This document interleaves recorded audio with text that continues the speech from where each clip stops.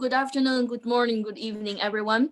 We are very happy today to have Lisa Glaser from University Wayne to speak about truncated spectral triple on the computer. Let us welcome. Hello, everyone. I hope you can all hear me and see my slides. Thank you very much for the invitation. I'm very, very happy to be here. I've been listening to the seminar basically since it's started. I missed the first talk because there was one of the many other seminars that I kind of was supposed to go to. But anyways, I'm not actually a mathematician. I'm just pretending. I'm mostly a physicist, so you will get a little bit of that perspective in this talk. And yes, I want to talk about simulations of spectral triples. In particular, I will be talking about my work with Abel Stern, which is on the archive since a bit more than a year, and by now also is published. And the plan for my talk is that first, I'll give a little bit of my motivation. Why am I doing these computer simulations? What do I hope to achieve with them? I'll also tell you a little bit about the method I'm using, because I'm not so sure how familiar everyone here is with computer simulations, and in particular Markov chains, Monte Carlo simulations. Then I'll talk about the Heisenberg relation from the work from Alan Kohn, Shamsuddin and Mukhanov. And in the end, I'll show, painting a picture, how we use visualizations to yes, make pictures of truncated spectral geometries from our computer simulations. So, well, why do I think we should put quantum gravity on the computer? Basically because computer simulations are very powerful. A lot of really cool physics results have been happening through computer simulations. Lattice QCD can calculate the mass of the proton. We need numerical relativity to predict the gravitational wave signatures. There is no chance to do these detections without having numerical signatures to compare to. And these numerical signatures need computer simulations.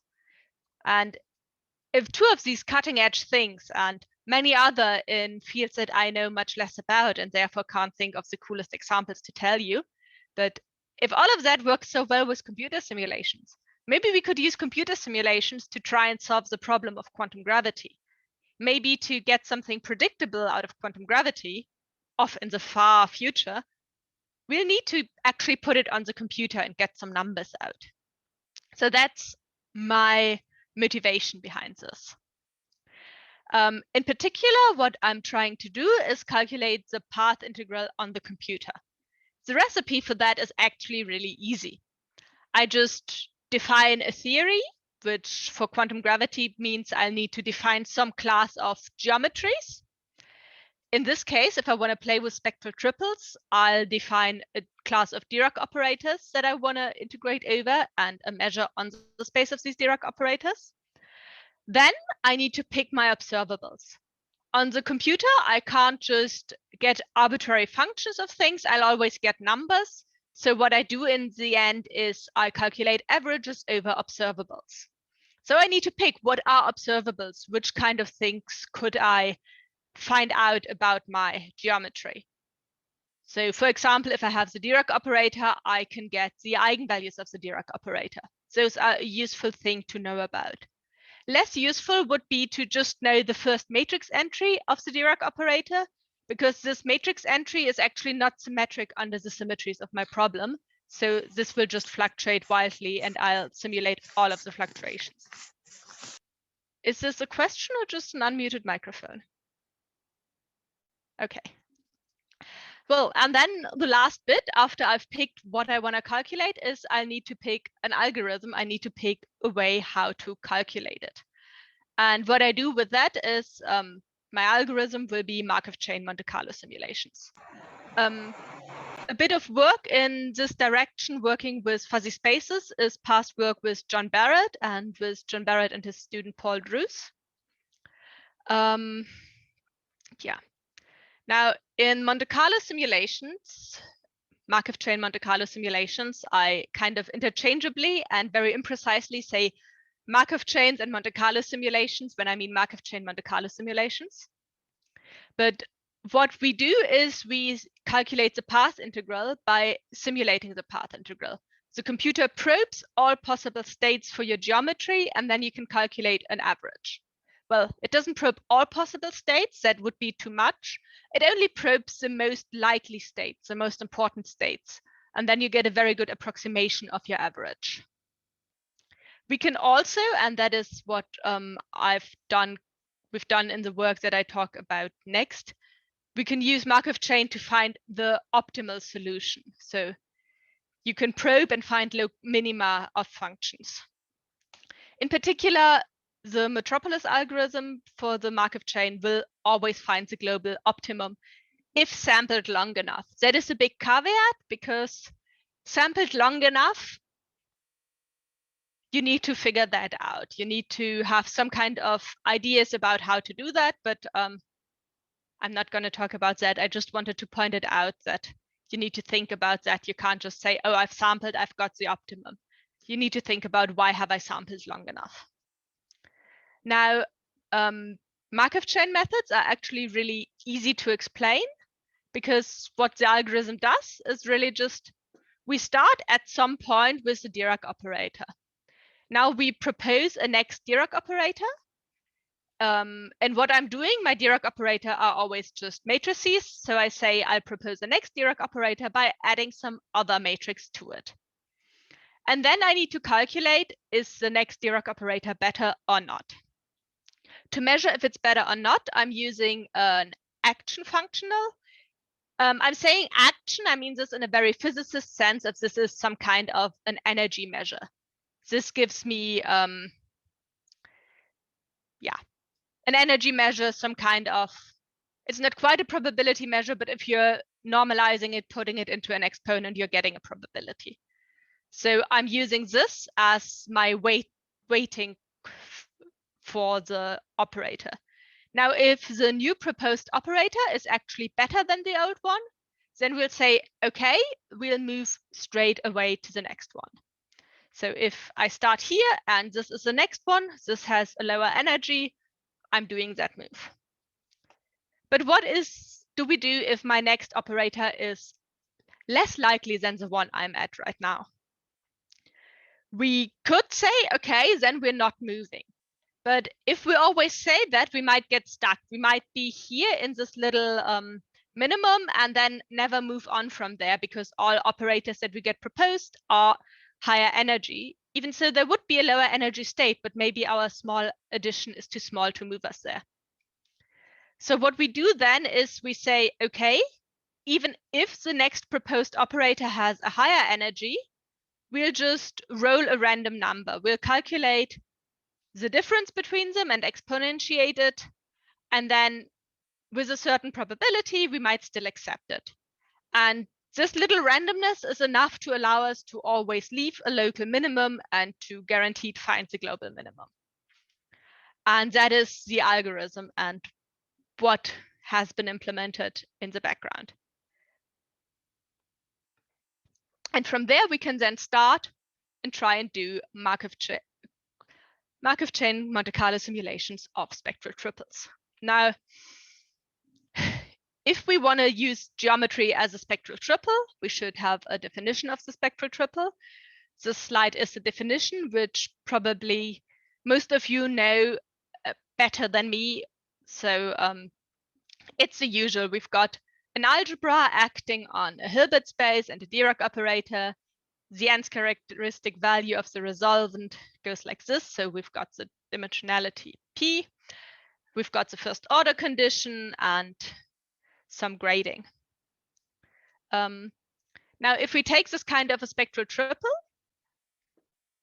if we can write a geometry as a spectral triple by using the algebra of functions on the compact Riemannian geometry. The problem is the algebra of functions on a compact Riemannian geometry is infinite. That doesn't work very well for me, because if I have an infinite dimensional algebra and an infinite dimensional Dirac operator, I've got a finite size computer. I've only got so much memory. I've only got so much CPU power. I can't use infinite dimensional things on my computer. So I need to do something to the infinite dimensional geometry to make this work. What I'm doing is kind of ad hoc. We just truncate the system. Instead of using an infinite dimensional Dirac operator, we define a projector which projects on the n smallest eigenvalues, and then we have an n by n matrix Dirac operator. We assume in that the finite Dirac operator is now a truncation and that there are no small eigenvalues that we have cut off, so that we only cut off the larger eigenvalues. We could even motivate that physically a little bit, because if the universe is a spectral triple and I go out there and I try to measure the spectral triple, then I can measure certain energies of the spectral triple, but I won't be able to measure everything. There'll be a highest energy where my measurement apparatus just says bye-bye and leaves me alone. So I'll always have some kind of truncation. Even if my apparatus could do infinitely, I'd need to probably do an infinitely long measurement or something. So physically, it makes sense that we'll have to work with restricted amounts of information. So that is what we're doing here with truncation. Again, as the side comment, we could use fuzzy spaces, which are per se restricted already, which don't need to be truncated because they are finite. And I've also worked a little bit on that, but that's a different talk. So now we can put it on the computer. Well, actually, a little interlude, because Abel and I just kind of stormed ahead. We said, okay, let's put in some truncations and then we'll do this and do the simulations. Of course, you can think carefully about what does a truncated spectral triple mean? What happens if I am cutting off parts of the algebra, parts of the Hilbert space and the Dirac operator? And what you get if you do that, which Alan and Walter did, is you get operator system spectral triples. So you can replace the algebra through an operator system, and operator system spectral triples still work. States will still be well defined, so you can still use the distance measure for spectral triple. And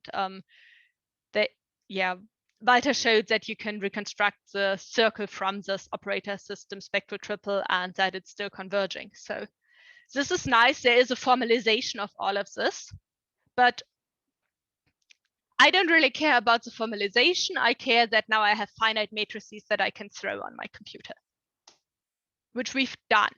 Well, almost. Before we can put it on the computer, I was saying I've added a physicist's action. I need some kind of measure of probability or something that tells me which geometries do I want to be likely, which geometries do I want to be unlikely. Now, if I take the most general truncated spectral triple, most of those will look like very unlikely geometries, maybe not even geometries at all. They will be very weird. So I need to put some kind of restriction on there to get something that actually behaves like a nice geometry. And then I can say, oh, I'm integrating over nice-ish geometries. We want some bit of quantum fluctuation, but if we take everything into account, that's probably not going to go so well. So what we did was we went through the literature and found this paper by Shamsuddin Khan and Mukhanov, in which they define the one-sided Heisenberg relation. So if you take the trace over y, commutator dy to the power of d, you get gamma, where gamma is the chirality, and basically you're using the character of the geometry. And if this equation is satisfied, what you get has to be a union of non-commutative d spheres if you have infinite spectra. This has been done for infinite spectra. How it works for finite ones, well, that's what we'll see in our simulations. But this one-dimensional Heisenberg relation seemed like a good starting point because it restricts us to be unions of spheres, which are nice. Those are well-behaved geometries. This is something we know what to do with. So in particular, we then said, okay, let's just take some norm of this equation, put everything on one. Lisa, just a second. I didn't get why in the previous page where you say non-commutative spheres, I was confused. Oh, sorry. It was in the previous phase. Yes, no. You say non-commutative d-spheres. No, it's spectral triples. It's these spheres that are described by spectral triples. They're not non-commutative. Yeah. And also they have arbitrary metric with fixed volume. Huh? That's the main point. I mean, they very well can fail to be round spheres. The only thing which is fixed is the volume form. Huh? Yeah. Well, and that they are actually spheres, so there's a metric on them, and then they are somewhat well behaved, which exactly in quantum gravity already is kind of a nice thing. So what we do is we just put a norm on it. So we turn this equation, put it all on one side, turn it into a scalar that we say, well, it should be close to 0. So this is our energy. It's 0 if it is exactly satisfied. It'll be larger than 0 if we are fluctuating far away. So our simulations should go towards spheres towards 0. So we put that in our computer simulations, and then we look at the results. The results in this case are the Dirac operators and the eigenvalues of the Dirac operator. Now, first, before we start what we found, let's maybe look at what we expected to find.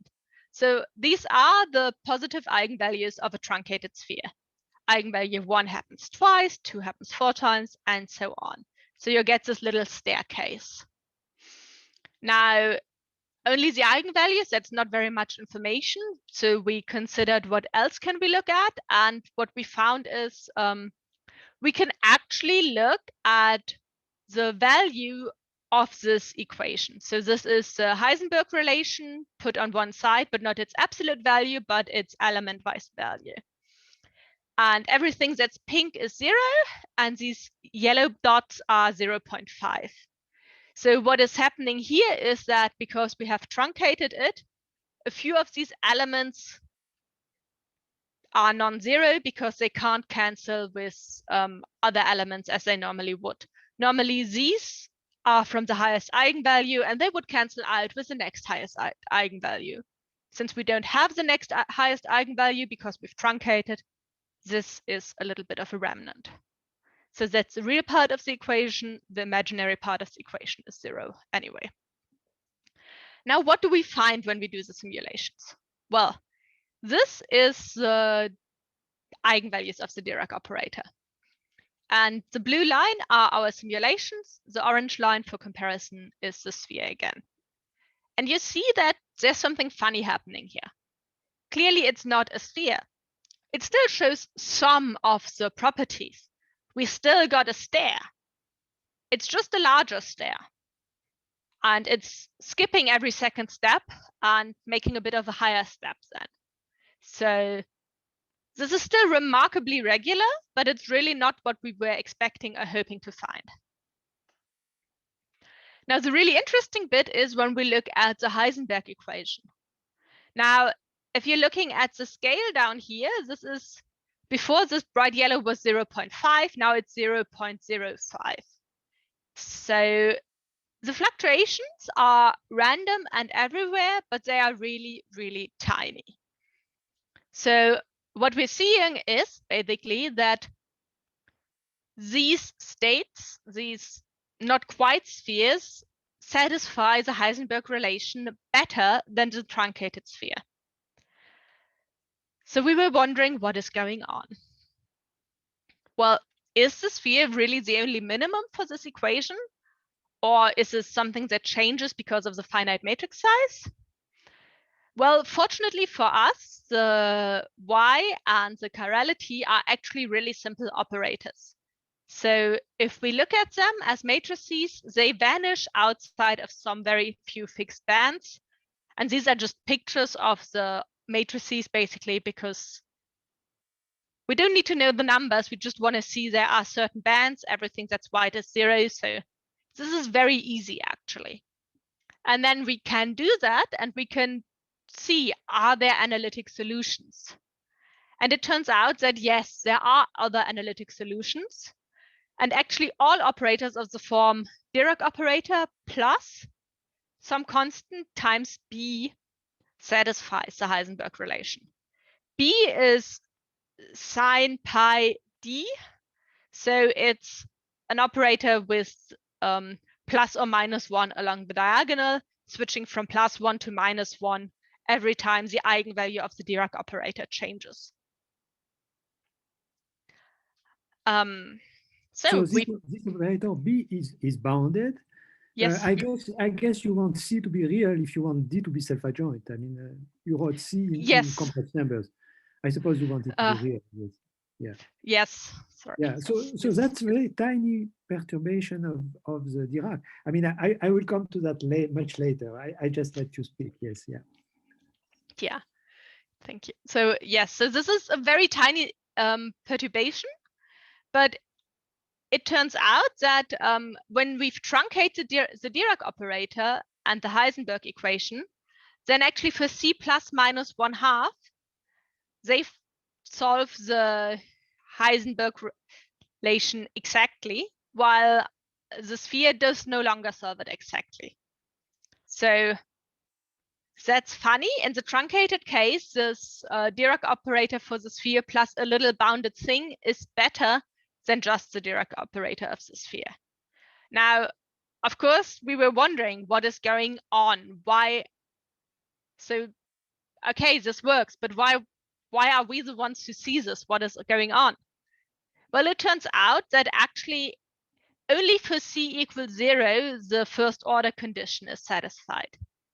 If C is not 0, then the first order condition is no longer satisfied. So this new Dirac operator plus a little bit of the bounded operator isn't actually part of a spectral triple. The thing is, once we've truncated the spectral triple, the truncation of the sphere does not really satisfy the first order condition either. And if we're just looking at the violation of the first order condition in the truncated case, then this is of similar size for both, for the sphere and for sphere plus bounded operator.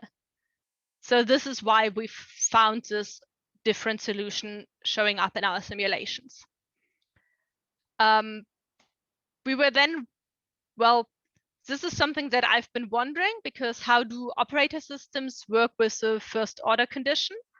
I leafed through the papers again before this talk and I couldn't quite find a good answer. Or maybe I just missed.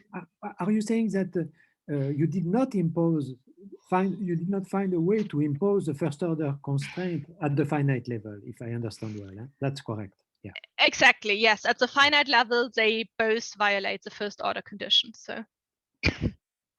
You mean an open question is to find a good way to impose the first order condition at the finite level?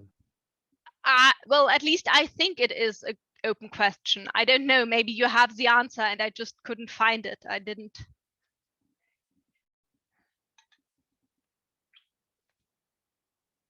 I just was looking around. Well, and then the second question is, of course, now what is the difference between these geometries and the sphere in a more intuitive geometric sense? Like, yes, I've added a little bounded operator, but can I see what the difference is? And that's where the next part of the talk will go in, but maybe if there are questions right now, that could be a good point to stop. Okay, let me make a comment. I'm sorry to intervene so much, but oh, please. Let me make a comment. My comment is the following.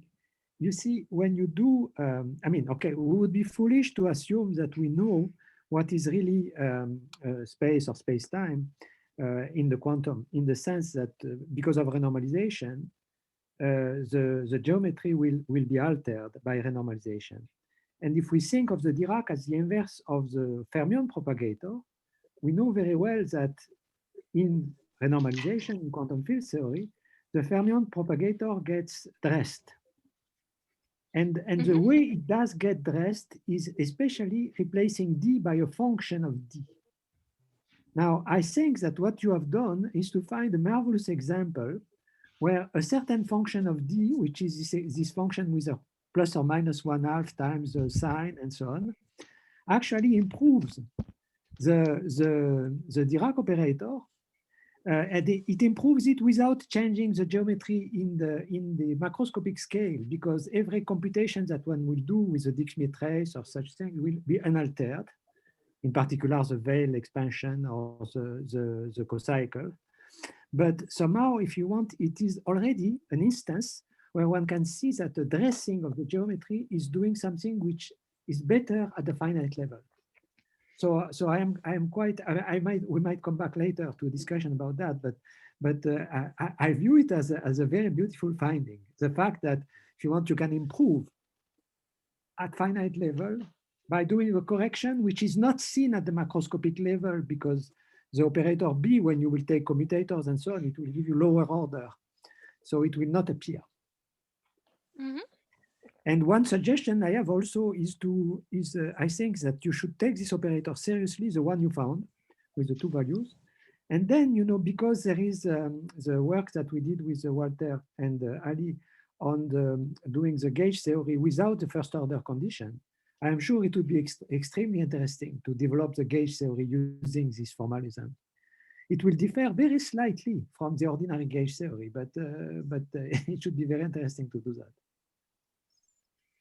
Okay, yeah, that's a great perspective on the operator. Thank you. Yeah. Hi, Lisa. There's a fiddler in the audience has a question, it looks like. Yes, Lisa, I have a question. Maybe related to what Alain was saying. At the beginning, you say that you wanted to sum over nice geometries. Mm-hmm. Now, if we do ordinary path integral, that is beautifully explained in Coleman, one of the initial lectures.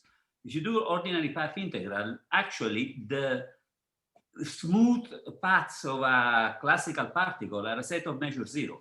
So you have to sum over non-nice path in that case. So probably here you have to also allow for some non-nice geometry. Now you are seeing, and Alain is suggesting to see this at the level of the Dirac operator, but probably this can only be seen as a violation of already at the level of the algebra.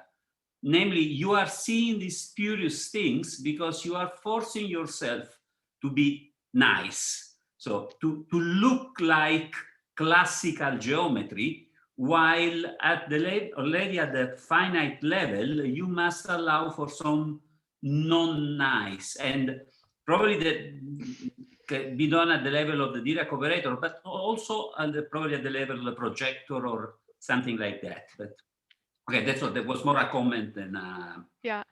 No, this is of course a very good point. We should look at the class of all possible geometries at some point, but before we do that, we need to understand in a more constrained way. Right. Also, if you replace geometry by very, very free things, as I think all spectral triples would be, you really run the problem that all possible things will be a much wider class than you were expecting. So my perspective here is coming from causal set theory, where you've got all partial orders, which turns out actually all partial orders. You've got 3 instances of time and that's it. And there's no way to get out of that. Oh. So I wanted to start with something slightly better behaved. And of course, the nice thing is that our fluctuations still do allow a lot of things that are not really geometric. So we bias towards geometry, but are still including more. I want to add one thing, which is, I think, very important, which is the conceptual meaning of the Heisenberg relation. Namely, if you want, what is behind it is the fact that a manifold is really somehow characterized by the fact that you have Poincare duality. And the Heisenberg relation is telling you the Poincare duality between the K homology, which is the Dirac operator, and the K theory, which is the Y. So in a sense, I mean, you know, this is the roof which is holding things together. So, I mean, of course, one will find things which are quite different from ordinary things, but you need a roof. Otherwise, you wouldn't be any close to, you know, what is ordinary geometry. Okay, so I'm sorry to have intervened. I mean, okay, you should keep going now. I mean, I'm also here to learn another more, question. So. Please go ahead. If I don't finish the entire talk, then yeah. From Alcides. I don't know if I pronounced that correctly. Oh. Yeah. Is Alcides here? No. Okay. Probably you can move on and we can ask more questions later. Yes. So I think, I don't know how much time do I actually have? 50 minutes or? Take your time. 1 hour actually. You can talk to up to 1 Okay, hour. then we are good in time. I'm at slide 12 of 23 and half an hour in. Perfect. So let's keep going. Now, the idea was, well, we found this weird operator. Maybe we can figure out more about it by actually painting a picture. Also, just because painting a picture is nice because pictures make every paper better. So how do we make a picture? Well, we've started out with the distance measure. So in noncommutative geometry, you measure the distance between two states by taking the supremum over all algebra elements, where the algebra elements are constrained to have commutator smaller or equal to 1 with the Dirac. So maybe we can use this and calculate this numerically to plot all of our geometry. And maybe if we can plot our geometry, we can see a difference between these two operators. So how do we do that? Well, what we have to do is we need to figure out which kind of states do we want. We'll probably want some kind of localized states, small dispersion states, states that approximate points. And then after we've got a set of states, we'll need to use their distances to build the picture, which is not so difficult. There are actually, if you've got the set of distances between points, there are computer science algorithms that give you a picture pretty nicely. So I'm not talking much about that because we really just fed the distances into an algorithm. But what are the states that we need? How do we find these states? And before we use them, we should show that they work. So also the question is, which algebra elements how do we use? Of course, we've got the truncated algebra elements, but what's a good basis on those? Should we go over all or?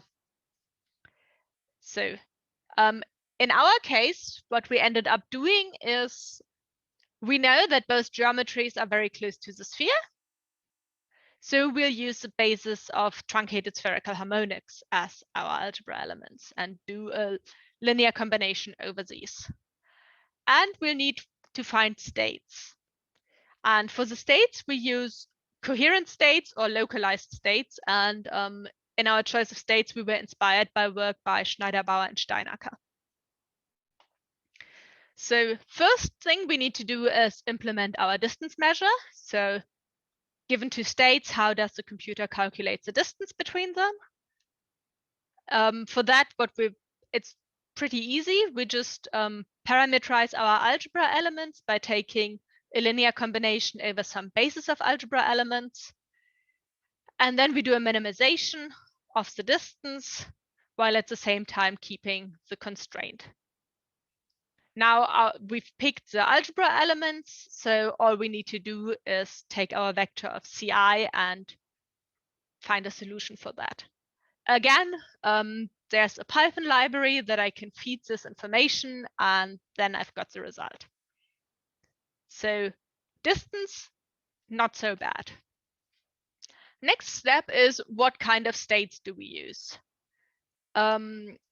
We want something like localized states, coherent states, and we decided to define them like this. So we take a state omega k. Sorry, which is, yeah. So these omegas should be omega k. And the dispersion of the state is omega yi squared omega minus omega yi omega squared. I'm using the embedding maps of the Heisenberg relation here. So the reason why I'm doing that, it's kind of a shortcut. Normally I should do this dispersion with general algebra elements, and then I can optimize the algebra elements and the states and all of this at once to get an ideal result. Only while we can write that down on paper, it's a non-convex double optimization problem. And I can't actually solve that on the computer in a reasonable amount of time. Because every time I change my embedding functions, I'd need to change the states and back and forth, and that's just not going to work.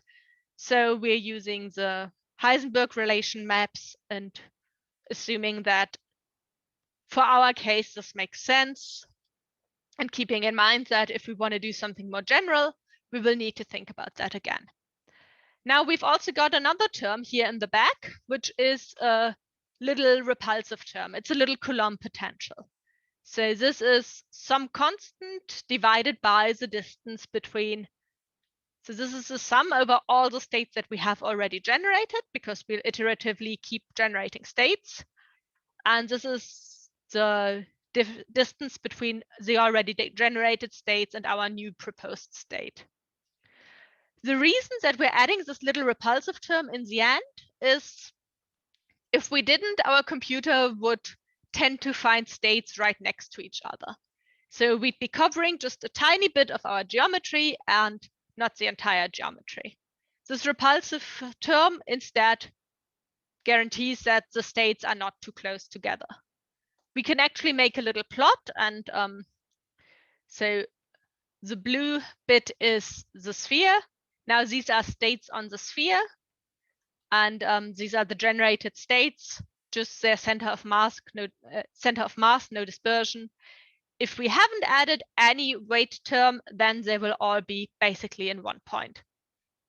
Already a very small repulsive term will lead to more spread, and then 0.1 or 1000, the difference is minimal.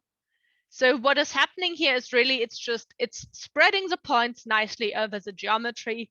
So this is something that we technically need, and it's not so difficult. Lisa, can I ask a question at this point? Yes, please. You see, okay, I would replace this repulsive term by a term that would actually measure the distance between the sum of Dirac mass, I mean the sum of states, which is given by the omega I, and the natural volume form, which is provided by the Heisenberg relation. What I am saying is that, you know, what the Heisenberg relation is supposed to do is to specify not the metric, but the volume form. So if you want to have a set of points which is well spread, the natural measurement is how far the measure given by this finite set of points is from the volume form. This is just a suggestion, okay. So to replace this term where you have the sum of C over D of omega J omega K by a term which is measuring the distance in some way between the volume form and the measure defined by the states.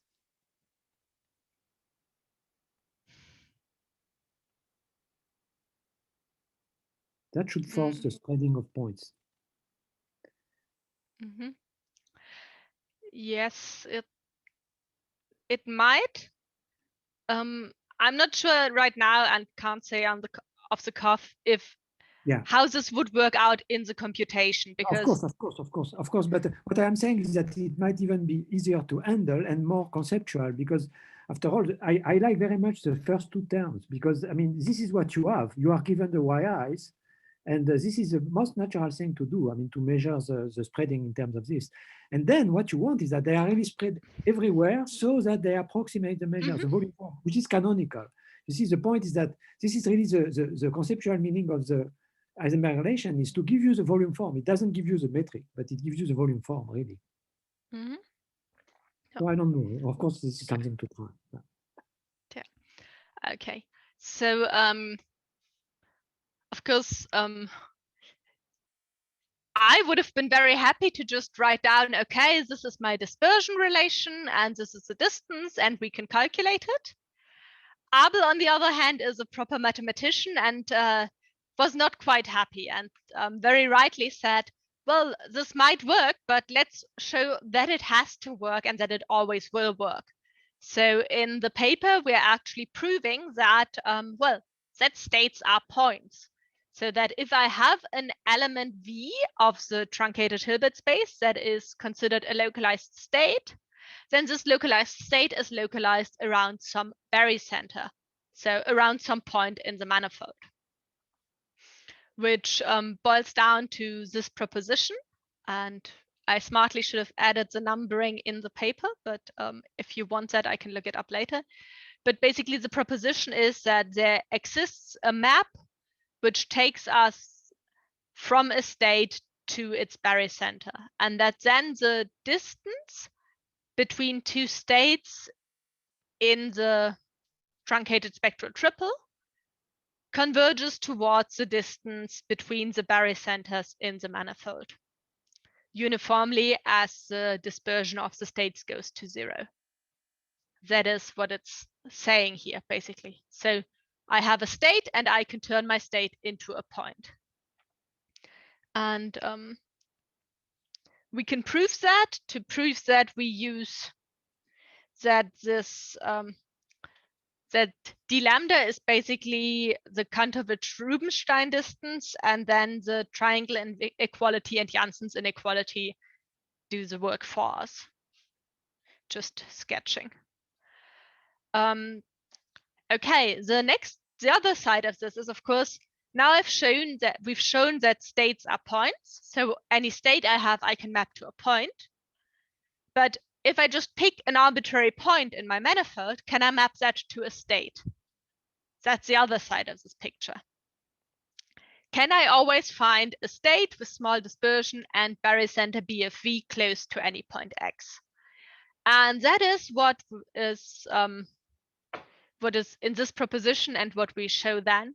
So for a manifold with a Dirac type operator and a vector bundle and a projectivized bundle, we have a family of maps, lambda being the cutoff, and this family of maps from the projectivized bundle to the truncated bundle fulfills that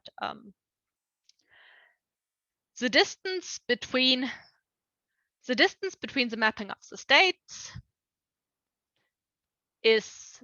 converges to the distance between the manifold, between the points on the manifold.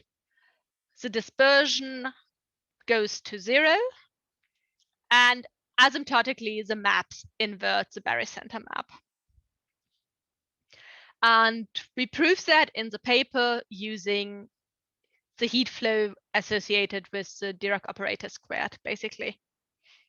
From that, we can use the known asymptotics and then bound it for short time heat flow, and from that we achieve what we need. So we can show that points are states. Great. Instead of proving that, we can also just make a picture of that. So we can take a state and turn it into a picture. And this is what's happened here. So a state truncated at lambda equal 4, so the highest eigenvalue is 4, will look like this. It's very flat, actually not so great to see, but I was trying to keep the color scheme uniform across the 3 plots. So if I truncate at 10, then the state is a little bit better localized, and at 16, even better. So this works, and we can generate these states. The states have moved a little bit around because if I'm doing my algorithm, they will randomly pop up somewhere. And I was trying to figure out how to do the coordinate transformation to actually move the state from here to the middle. But that's actually not so trivial, so not worth the effort to get these plots. So we can make plots of the states. That's great. And so we've proven that it works, and then we tested that the computer simulations do it right. Now, if we want to make a picture, what we need to do is generate states, and we do that fairly simply algorithmically. We start out with some vector v0 that minimizes the dispersion and take that as our first state. And then we keep adding more states. We keep adding more states until the sum of the dispersions is, so we keep adding while the sum of the dispersions is smaller than the distance times some constant. So basically, we try to keep adding points until the dispersions of the points would be starting to overlap. And we've had added alpha as a constant, which is a little bit larger than 1, just so that even so the dispersions, there's a little bit of distance between them. And so we keep adding points, localizing our energy, our dispersion, and keep adding points until we're done. And then we have points, and we can feed these points and their distance matrix into the algorithm to make a picture. And then we have a picture.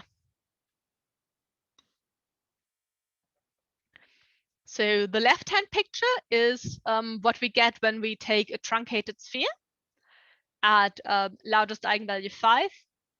The dark points are in front of the sphere.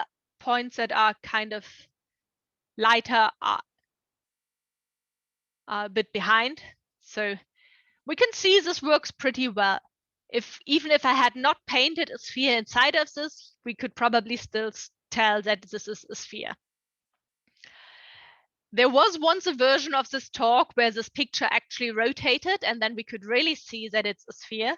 But having rotating pictures in a PDF file is not funny. It just takes forever, and half of the time my computer crashes. So no more rotations. I will wait for, I don't know what I'll have to wait for. Well, the next, and I stupidly here just called it the analytic solution. What this is the sphere plus the bounded operator. And we see here the points. Well, we've generated the same number of points, but now all of the points are actually lying inside the sphere. It's still a sphere, it's smaller than the original sphere now. It almost looks neater. Yes, so it's clearly still a sphere. It's still nice and symmetric. And it tells us that they're different. It did not tell us, yes, it didn't tell me what I was hoping. I was hoping that maybe I could see that having changed it, it would get flat or something would happen. But no, it's just, this is what happens. This is what we see.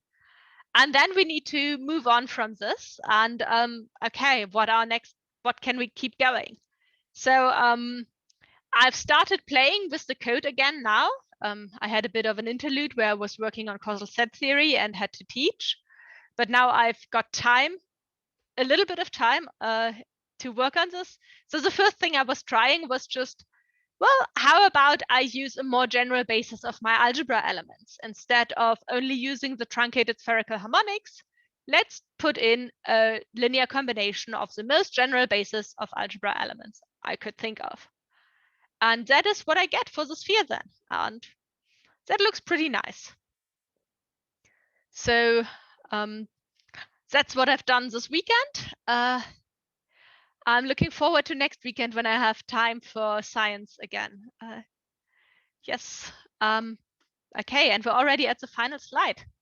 So today I told you a little bit about using computer simulations to explore noncommutative geometry, about how I've used truncations of noncommutative geometries for my simulations, and about the numerical tests for the one-sided Heisenberg relation and for the con-distance functions that I've done. Well, in the future, I still want to know what the difference between the two geometries is. Still going to find a way to figure that out. The visualizations are, of course, a great tool. So I want to extend that. I want to use a wider range of algebra elements.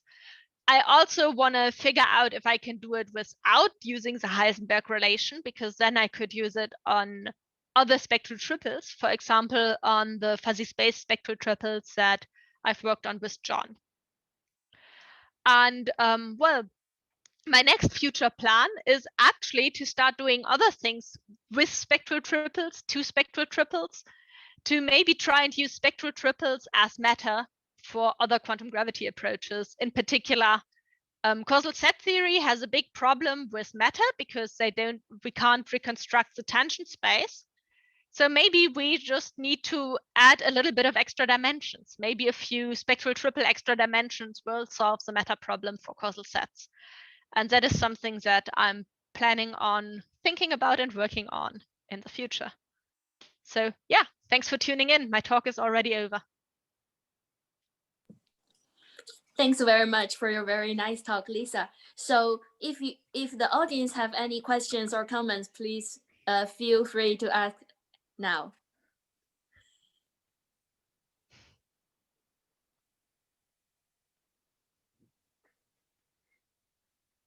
I don't dare to speak again because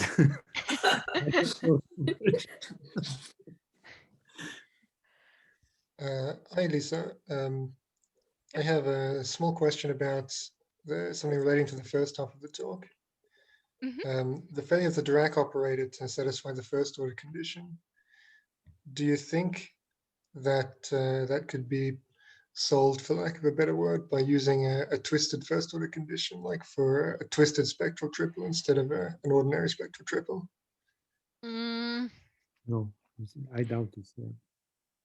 Yeah, I don't really know. Twisted spectral triples are on the list of things I want to read more about. Unfortunately, that list tends to only grow. But so I don't know. Although usually, if you allow more degrees of freedom, I'd expect that twisted spectral triples would give us a third different line that does something even more unexpected and maybe not explainable at all anymore.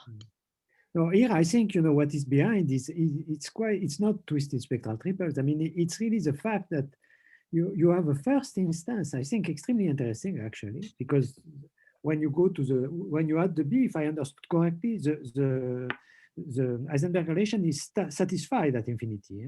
It's exactly satisfied. Okay, so because it's exactly satisfied, okay, one knows, if you want, for instance, the index.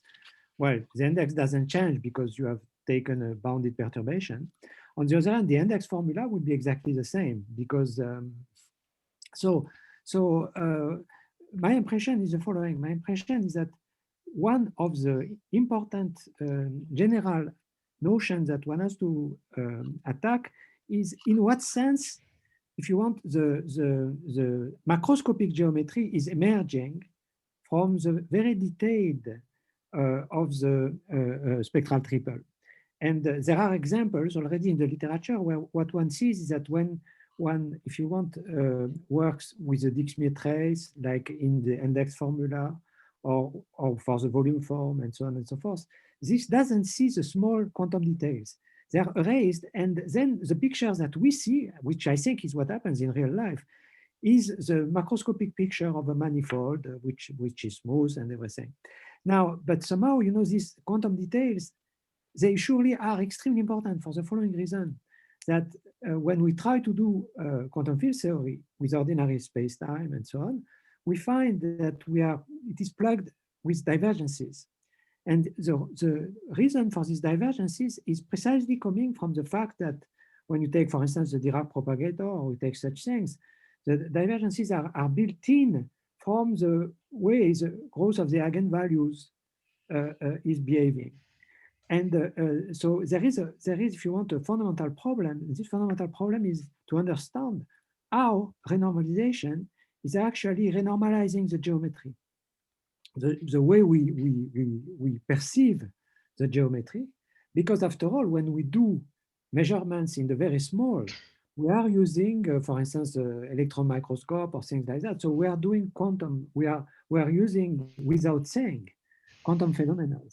Now, what I believe is that what you have found is already an instance of a dressing of the fermion propagator, which means dressing of the Dirac, of course, which actually improves the geometry with respect to what we are supposed to imagine from our macroscopic understanding. You see, I am trying to say it, I say it badly, but so I believe it's very important, very interesting to actually, for instance, develop the gauge field theory, which is possible without the first order condition, thanks to the work we did with Walter and Ali, and to see in what way this new gauge theory will differ from the, and my belief is that it will only differ in a very subtle sort of lower order manner from the ordinary gauge theory. But since it's possible to develop it, I am sure that this is an amazing ground to develop because okay. I mean, of course, I didn't check the calculation that you did. So you have to take special values C1/2 and -1/2, and these are the two values that you. So it's just that in the truncated case, these solve exactly. If you have the Heisenberg relation in the infinite case, then any C is allowed. Any C is allowed. Okay, in the infinite case, I see. Because the nice feature of the finite case was that there was also a symmetry breaking because you have either C1/2 or -1/2. So there seemed to be kind of a X phenomenon which was taking place. But I mean, it would of course also nicely fit in with renormalization, since renormalization often is done by blocking, by reducing your scale by only taking a finite scale into account. So yes. My dream is that exactly. If you, my dream is that if we would really understand the way renormalization is interacting with the geometry, then we would be able to make a brave guess of what happens at infinity, and what we would find. We would not find the ordinary Dirac, of course. We would find the Dirac which has a different behavior, and which now allows you to make computations by Feynman graphs and so on that are no longer divergent, but that are giving you a finite result. I mean, that's a possibility, but somehow so I think this is a very good instance where one can see that the minute bounded modification continues to satisfy the condition, and hence, as cohomological meaning, everything is fine. I mean, there is no change there. And macroscopically, probably is indistinguishable from the ordinary geometry.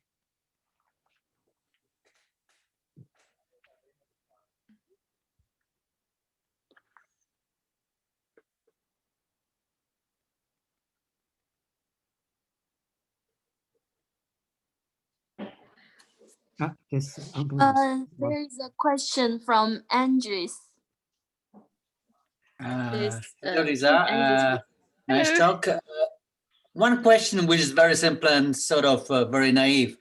Is it possible to go beyond dimension 2, or is it just technical or something more fundamental? I mean, going to 3 and more. It should not be a big deal at all. It's actually something we were thinking about. You can just change. You can say, okay, I'll put in the d equal to 4 here, then I need to change my embedding maps to be larger.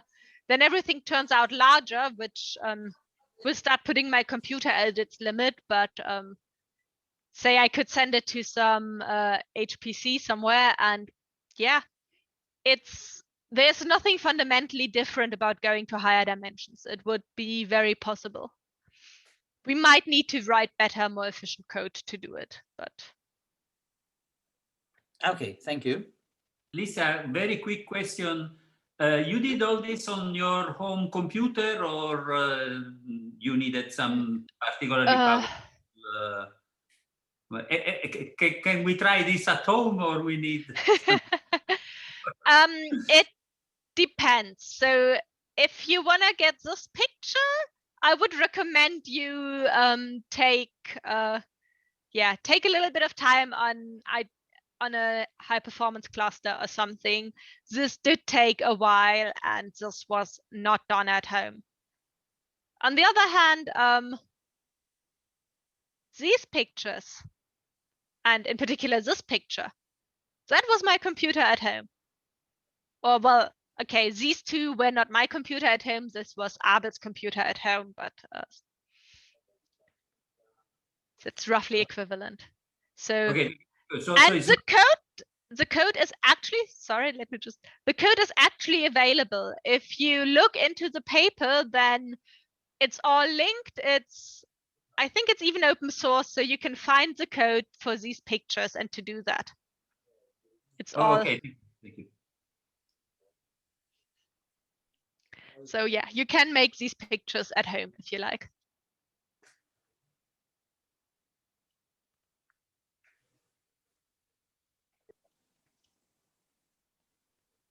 Okay, there seems no more questions. Let us all thank Lisa for her very stimulating talk. Yeah. Well, thank you. And thanks everyone for participating. See everyone next week. Thank you, Thanks, Lisa. Well, thank you very much for the invitation. It was a Thank you, pleasure. Lisa. Thank you. Thanks a lot. Yeah.